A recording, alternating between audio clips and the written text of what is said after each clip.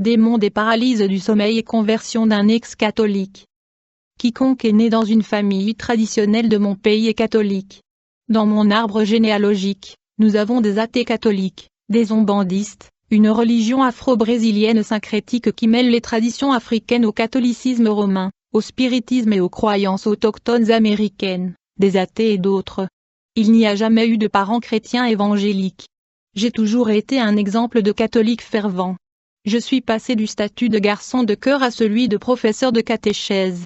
Je suis passé du statut de directeur de groupe de jeunes à celui de séminariste diocésain pendant 2 ans dans la ville de Paranavaí, Paraná, Brésil. Je suis entré au séminaire dans le but de servir et de connaître Dieu plus profondément. Au séminaire, je voulais dissiper les doutes qui rôdaient dans mon esprit. Je voulais connaître la validité du baptême des enfants et l'idolâtrie des images pratiquées par l'Église. J'ai réalisé que j'avais remué le nid de frelons. Les prêtres et les évêques m'ont accusé d'être un hérétique et de semer les graines de Satan au séminaire en questionnant la foi catholique avec la Bible. Ils m'ont expulsé du séminaire. Ils ont dit que je n'étais pas le bienvenu dans cette institution. J'étais très frustré. Je suis entré au séminaire avec la conviction de trouver et de servir Dieu. J'ai découvert que Dieu n'était jamais à cet endroit. J'ai été étiqueté comme une semence de Satan parce que j'avais une forme de connaissance qui s'oppose à la vérité catholique. À cause de cela, j'ai été expulsé du séminaire. J'ai plongé dans le plus profond abîme de la dépression. Mon monde s'est terminé de manière immorale. L'Église que je croyais représenter Dieu m'a apporté des accusations, de la frustration et de la douleur pendant de longues années. J'ai perdu ma foi. J'ai plongé dans les ténèbres de la nuit à la recherche de plaisir et de soulagement pour mon âme. Le sexe, la drogue et le rock'n'roll étaient ma devise. L'alcool, la drogue, la prostitution et les boîtes de nuit ont commencé à faire partie de ma vie quotidienne avec la frustration causée par ma foi catholique. Pour profiter au maximum de ce qu'il me restait de ma vie, j'ai décidé de vivre sans règles. J'ai décidé de faire mes propres règles pendant des décennies pour rester dans la mer boueuse du péché. Je ne savais pas que le salaire du péché était la mort en ce temps. J'ai commencé à souffrir de la paralysie du sommeil, un fait que je n'avais jamais souffert auparavant. Tous les jours à 3 heures du matin, mon corps était immobile. J'ai essayé de crier, j'ai frappé le mur pour obtenir de l'aide mais il semblait que personne ne m'entendait. À ce moment, j'ai entendu le bruit d'un tourbillon venant d'une autre dimension. Ce tourbillon a ouvert un portail dimensionnel et quelque chose d'horrible s'est manifesté dans l'obscurité de la pièce. Mon corps est resté immobile mais mon subconscient pouvait tout entendre. Profitant de ma situation de paralysie, cet esprit maléfique qui avait parfois la forme d'une araignée géante a parfois la forme d'un loup noir a pénétré ma chair et s'est logé à l'intérieur de mon corps. J'étais catholique pratiquante. J'ai commencé à prier Ave Maria et le Salve Regina. Salve Regina signifie salut, reine. Les mots sont le début d'un ancien hymne latin. À mon grand étonnement, plus je priais ces prières catholiques, plus l'esprit des ténèbres pénétrait facilement dans mon corps. J'ai prié Marie pendant des années et j'ai reçu des démons sans savoir ce qu'étaient ces prières et ce qu'elles m'ont fait. J'ai cherché de l'aide et la seule que je connaissais, c'est-à-dire que les prières à Marie étaient sans solution. Je suis allé chercher de l'aide dans le spiritisme kardéciste. Je n'ai également trouvé aucune réponse. J'ai essayé de consulter les 10 heures de bonne aventure du candomblé, de l'Umbanda et du Gitan. Le candomblé et l'Umbanda est une religion afro-brésilienne syncrétique qui allie les traditions africaines au catholicisme romain, au spiritisme et aux croyances autochtones américaines. Personne ne pouvait m'aider. Chaque jour, ma situation économique professionnelle et ma situation psychologique émotionnelle se sont aggravées. La forte dépression m'a enlevé le désir de vivre, d'étudier, de travailler et de rêver à une vie meilleure. Ma vie est devenue un enfer en sortant du lit le matin. Il a fallu un effort énorme pour y parvenir. J'ai changé le jour pour la nuit pour voir si les animaux nocturnes qui détestaient la lumière et aimaient l'obscurité se manifesteraient. En raison du dérangement des démons, je les vois dans l'alcool, la drogue, la prostitution, la pornographie et dans des lieux morbides. J'étais poussé à me suicider. Ma vie s'est transformée en chaos. J'ai souffert quotidiennement de tortures mentales. La mort était la seule solution à la dépression aiguë. Cela m'a enlevé le désir de vivre socialement. J'ai évité les gens normaux. J'ai commencé à m'isoler et je me suis réfugié dans l'alcool. J'ai décidé de quitter mon travail en pensant que changer d'environnement et vivre dans une autre région pouvait apporter un soulagement à mon âme. Je suis allé vivre dans une autre ville mais les attaques se sont poursuivies de manière plus intense. Les démons n'ont pas donné de répit. Ils se sont manifestés sous la forme d'un loup noir et de chauves-souris terrifiantes. J'ai demandé un transfert d'emploi. J'ai déménagé. Cependant, les esprits des ténèbres m'accompagnaient partout où j'allais. Alors au début de l'an 2000, je traversais la pire crise existentielle de ma vie. Je me suis dit que s'il y avait un Dieu responsable de la création de l'univers, alors il est responsable de la moindre souffrance. J'ai décidé de me suicider ce lundi. J'ai décidé de mettre fin à ma vie. J'ai attaché une corde au plafond de la pièce et mis une chaise pour que je me lève. J'avais décidé de mettre fin à ma situation misérable et humiliante. Juste à ce moment-là, ma sœur est arrivée du travail à 14 heures, alors j'ai décidé de reporter mon suicide et de me promener dans mon quartier. Devant ma maison, il y avait 2 maçons travaillant sur un chantier de construction. Un des garçons m'a appelé et m'a demandé, « Frère, pourquoi es-tu si triste et déprimé ?» J'ai dit, « Tout dans ma vie a été une grande déception, l'amour, le chômage, les échecs financiers, etc. » Le garçon m'a alors averti, « Vous devez avoir la foi. Jésus pourrait restaurer votre vie financière et émotionnelle. Vous devez connaître Jésus. » J'ai dit, « Je connais déjà Jésus. J'ai même sa photo dans mon portefeuille. » Le garçon s'est alors exclamé, « Ce n'est pas Jésus. » J'ai répondu, « C'est le Jésus de la Bible. » Quel est le vrai Jésus? Je suis issu d'une famille catholique et j'étais un séminariste catholique. J'ai aussi connu Jésus. Mais il a répondu avec amour et douceur, « Vous devez connaître Jésus. Vous devez rechercher une église évangélique qui prêche le véritable évangile. » Le garçon m'a demandé de chercher de l'aide dans l'une des églises évangéliques près de chez moi. J'ai décidé de défier le Jésus des croyants et de prouver à ce garçon que son Jésus était le même que l'église catholique.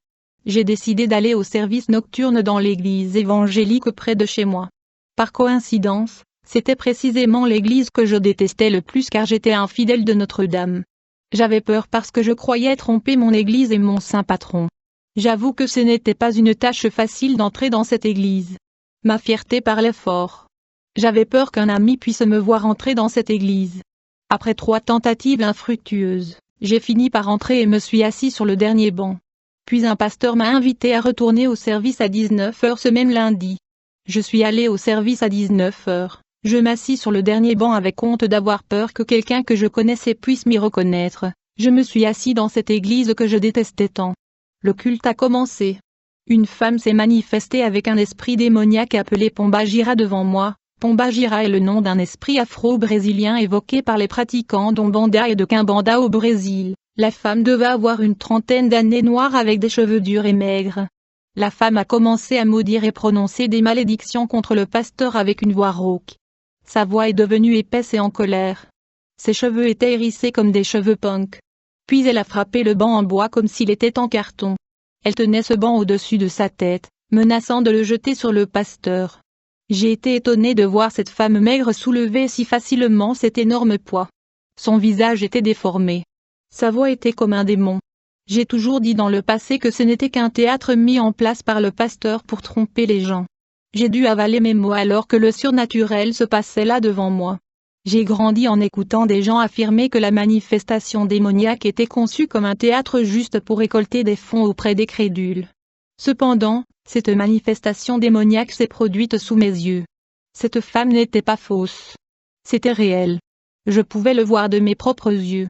Je suis entré chez moi avec un peu de doute et de curiosité dans ma tête.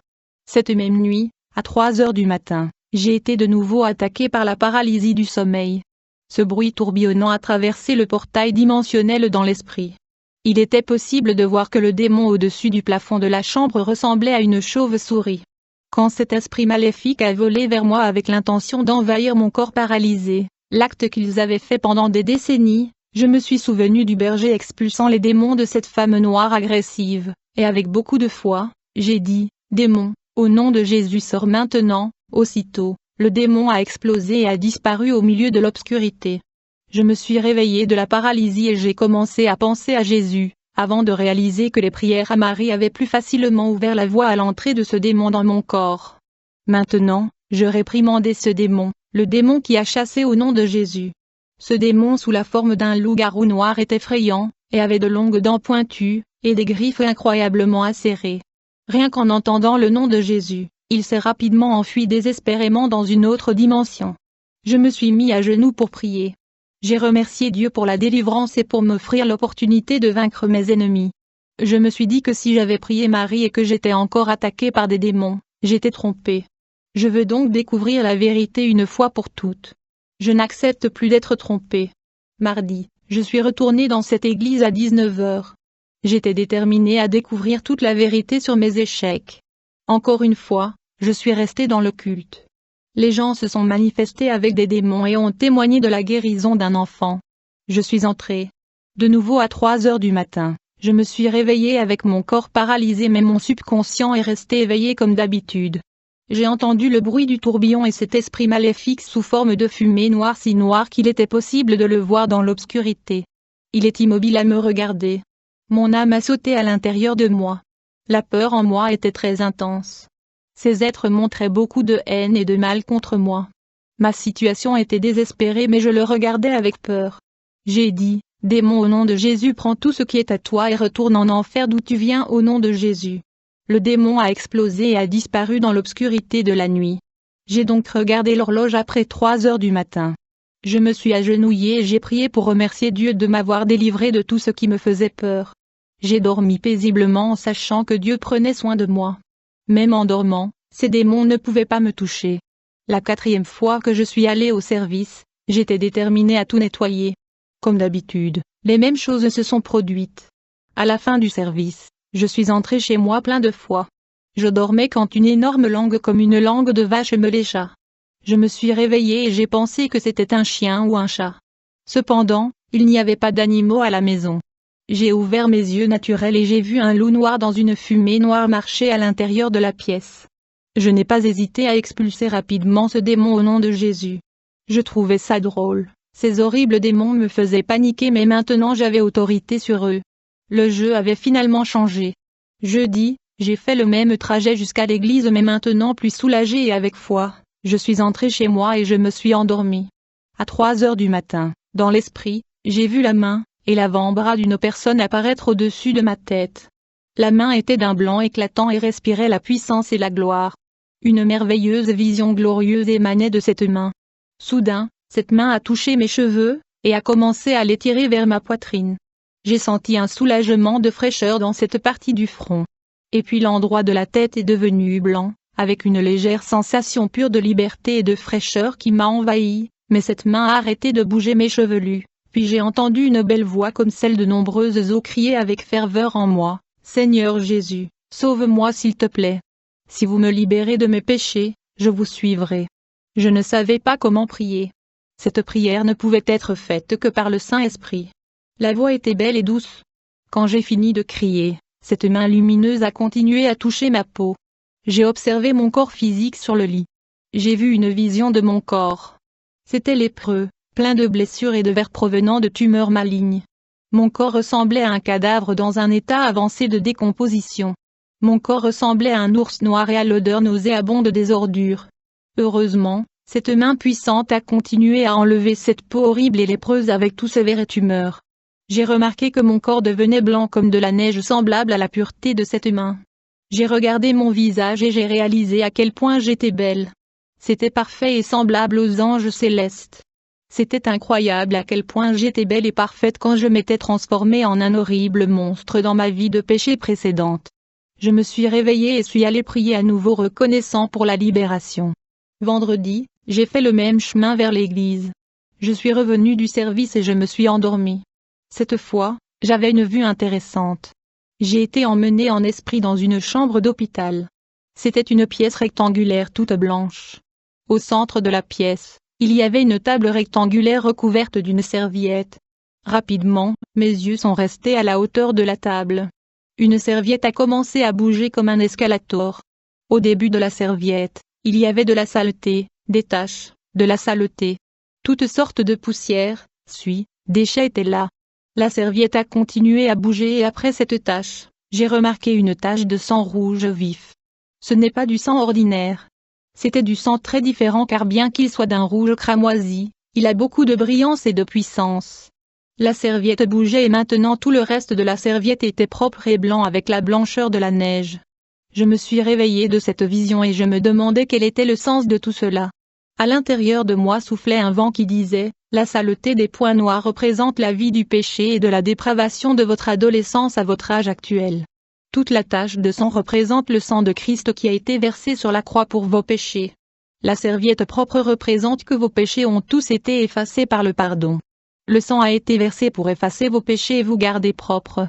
La nuit précédente, quand j'ai cherché sans cesse chaque nuit sans cesse, Dieu a promis dans Ésaïe 1 verset 18 « Venez maintenant et raisonnons ensemble, dit l'Éternel, si vos péchés sont comme le cramoisi, ils seront blancs comme la neige, bien qu'ils soient rouges comme le cramoisi, ils le seront comme de la laine. » Puis j'ai compris que Dieu confirmait son œuvre rédemptrice dans ma vie. À ce moment-là, j'étais devenue une créature ennemie et pécheresse pour être un fils bien-aimé de Dieu le Père. J'allais au service de cette église tous les jours de la semaine, toujours à 19 h. Le dimanche, le culte commence à 8 h et se termine à 11 h. Comme d'habitude, des manifestations spirituelles auront lieu pendant le service. Quand cela s'est terminé, je me suis assis là à réfléchir sur toute cette folie qui m'arrivait. J'ai pensé à ce qui serait arrivé à mon âme si je n'avais pas trouvé Jésus. Si Jésus existe, alors tout ce qu'il a dit sur l'enfer est également vrai. Les milliards d'âmes qui sont mortes sans connaître Jésus seraient condamnées à souffrir pour l'éternité et ma famille catholique, mes amis les plus proches, aucun d'entre eux ne connaissait Jésus. Vraiment, comment leur parler du salut sans leur faire de mal? À ce moment, mes yeux ont été emportés dans l'esprit vers un endroit très éloigné de la terre où je pouvais voir parfaitement toute l'étendue de l'univers. Il était possible de voir toutes les planètes, étoiles, constellations et galaxies. J'ai observé la gloire divine semblable à la fumée blanche embrassant et faisant germer l'univers entier. C'était une vision fantastique de la puissance infinie du Créateur. Immédiatement au loin, une énorme boule de lumière flottante est apparue. La balle était pure comme de la neige. Il a la vie en soi. Les lumières et la gloire coulaient de son intérieur. C'était quelque chose de phénoménal qu'il était impossible de rapporter. Plus cette glorieuse boule de neige s'approchait, plus elle devenait transparente. C'était un phénomène surnaturel. Quand il est arrivé, je pouvais voir la silhouette d'un homme à l'intérieur. Instantanément, ce nuage de gloire qui entourait cet être s'est complètement dissipé au point de révéler tous ses détails et sa beauté. L'homme avait paru plus sublime. Il portait une robe blanche et dorée. Son corps était l'essence de la perfection. Les manches de ses robes avaient de beaux détails dorés. Tout en lui était parfaitement beau et reflète beaucoup de puissance et de gloire. Son visage était d'une beauté indescriptible. Toute la symétrie du visage était parfaite. Ses yeux étaient d'un bleu passionné. Ses cheveux étaient blancs qui reflétaient la gloire de la sainteté. Il n'y a pas de mots pour mentionner une telle beauté et sainteté. Je me tenais là paralysé en regardant et en contemplant cet être si beau et majestueux. Je voulais lui parler et lui confesser tous mes péchés, mais mon corps était immobilisé devant cet être le plus majestueux. L'amour le plus sublime s'est matérialisé à 2 mètres de moi et se moquait de moi. Je ne comprenais pas comment quelqu'un d'aussi puissant pouvait être heureux avec quelqu'un d'aussi méprisable. Comme je voulais demander pardon pour tout, mais mes paroles ne pouvaient pas sortir. Beaucoup de joie et de bonheur sont bien sortis sous la forme d'un rayon de lumière et ont pénétré mon esprit apportant la guérison et la liberté pour ma douleur intérieure. Immédiatement cet homme est venu vers moi et m'a serré dans ses bras avec amour d'une manière que je n'ai jamais été étreint. Lorsqu'il m'a serré dans ses bras, nos corps sont devenus un. J'ai été déplacé en lui pour ressentir l'amour le plus pur et le plus sublime remplissant chaque cellule de mon corps, ravivant mon âme alors que je sentais ses bras aimants et ses mains serrées. Quand il m'a serré dans ses bras, c'était une sensation si magnifique qu'il plongeait au plus profond de mon cœur. C'était comme l'océan transportant l'amour le plus pur que je ressentais à l'intérieur. Pendant un instant, j'ai pu voir mon cœur battre et accélérer de joie que je m'acceptais. Alors que le Seigneur s'éloignait et me regardait dans les yeux, il a dit, « Bon fils, que tu sois retourné dans la maison du Père. J'avais tellement le mal du pays pour toi. » J'ai été étonné de voir comment quelqu'un d'aussi splendide pouvait manquer un ver ignoble comme moi. Puis ses yeux éclatants ont regardé au fond de mes yeux. Il m'embrassa sur la joue et s'éloigna lentement jusqu'à ce que je sois couvert par la boule de neige flottante. J'y suis resté à regarder cet être admirable qui m'aimait tant. Quand il était plus éloigné, brusquement c'est devenu une petite boule de lumière et comme une balle tirée par un revolver, cette balle est entrée dans mon cœur. J'ai senti cette boule de lumière entrer et s'installer dans mon cœur comme s'il s'agissait de sa nouvelle maison. Une grande joie a rafraîchi mon cœur. Cet événement entier n'a pas pris plus de 3 secondes dans la chronologie humaine. En un clin d'œil, J'étais de nouveau à l'intérieur de l'église en chair et en os. J'ai commencé à pleurer copieusement parce que j'ai enfin trouvé Jésus le Créateur de la vie. Il ne voulait pas connaître mes péchés. Il m'aimait juste profondément. Je me suis rapidement souvenu de la situation de ma famille et de mes amis qui ne connaissaient pas Jésus. J'ai pleuré amèrement et je savais maintenant à quel point il est mauvais de vivre dans la matrice des religions et de ne pas connaître Jésus et le plan du salut par la grâce. Je suis entré à la maison en marchant sur des nuages, en partant seul avec un cœur plein de joie. Enfin, j'ai découvert la raison de la vie et la fin de ma dépression. J'ai allumé la télé pour passer le temps. Le programme de baignoire de Gugu était à la télévision et une actrice nommée Louisa Ambiel portait un string avec ses fesses visibles. Mon âme a été repoussée par le dédain pour cette scène de nu et de pornographie. Je crois que le Saint-Esprit a également ressenti la même chose. Avant, j'adorais regarder ce spectacle sensuel et ces scènes diaboliques, mais maintenant je me sentais dégoûtée et méprisée parce que je réalisais que de telles scènes malveillantes visent à détruire des familles au service de l'enfer en répandant de la pornographie à l'intérieur des maisons. J'ai éteint la télé. En ce dimanche froid, le 16 avril 2007, j'ai lu le journal de l'église. Soudain, j'ai senti un fort coup de pied dans le cœur que mon cœur s'était tiré et est devenu aussi gros qu'un ballon de basket. Je me sentais extatique de manière inattendue. L'eau froide montait au fond du cœur. Puis deux fils d'eau montèrent ensemble vers le haut du cœur et chacun se déplaça dans une direction provoquant le lavage de mon cœur. Ce fait était phénoménal. Mon cœur était purifié et recevait la purification des frustrations de ma vie. À ce moment-là, j'ai ressenti le désir de lire la Bible mais je ne possédais pas de Bible. Je ne connaissais pas les livres de la Bible parce que jusque-là j'étais catholique qui utilisait la Bible comme amulette ouverte dans les psaumes 91. J'ai cherché et trouvé une petite Bible de Gidon cachée sous le matelas. J'ai ouvert la Bible dans l'évangile de Jean 7 verset 38 au hasard et Jean 7 verset 38 dit « Celui qui croit en moi, comme le dit l'Écriture, coulera de son ventre des fleuves d'eau vive. » J'ai été étonné et extatique que le Saint-Esprit m'ait amené à lire ce verset qui confirmait la vérité de l'Évangile, l'œuvre rédemptrice du Christ. Ce dimanche-là, j'ai rassemblé tous mes CD, affiches de rockstar, t-shirts des groupes que j'aimais tant. J'ai jeté les images de saints catholiques, des pyramides et des amulettes et tout ce qui n'était pas compatible avec l'Évangile. Ce dimanche a été le jalon fondamental pour transformer ma vie. Connaître Jésus a été la seule bonne chose qui soit arrivée dans ma vie.